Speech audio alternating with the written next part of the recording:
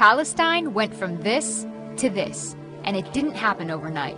Up until the early 1900s, Palestine was part of the Ottoman Empire, a religiously diverse land where Muslims, Christians, and Jews lived alongside each other.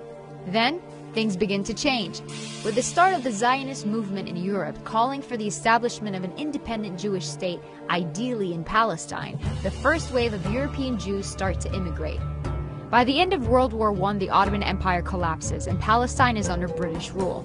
It's 1917. Britain declares its support for a Jewish homeland in Palestine. The number of Jewish settlers grow, fueling tensions between the Arabs and the Jews. The violence between the two sides caused Britain to bow out and let the UN take over. The UN approves of a plan to split Palestine into two states: Jewish Israel, Arab Palestine. The city of Jerusalem, which is sacred to Muslims, Christians, and Jews, is now a UN-controlled international zone. Jews accept the UN partition plan and declare independence as the State of Israel, but neighboring Arab countries object to the land takeover.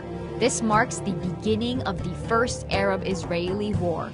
Israel is victorious and makes a grab for the land intended for the Palestinian state under the UN. The land gets divided into three parts. Jordan occupies the West Bank and East Jerusalem, Egypt occupies Gaza, and the State of Israel takes 78% of historic Palestine, including West Jerusalem. 700,000 Palestinians become refugees as a result, and the day is remembered as Al-Nakba, the catastrophe.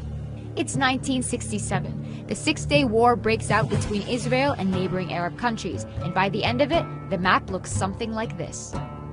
Palestine is now fully occupied by Israel.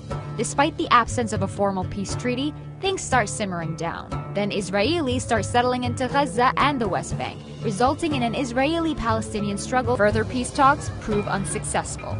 Palestinians lose hope, resulting in the Second Intifada, and Israel begins building walls and setting checkpoints to control Palestinian movement. It's 2005. Israel withdraws from Gaza, but continues settlements in the West Bank. Israel imposes a blockade restricting any form of movement by land, air, or sea. It's 2017, and this is the current situation of Palestine.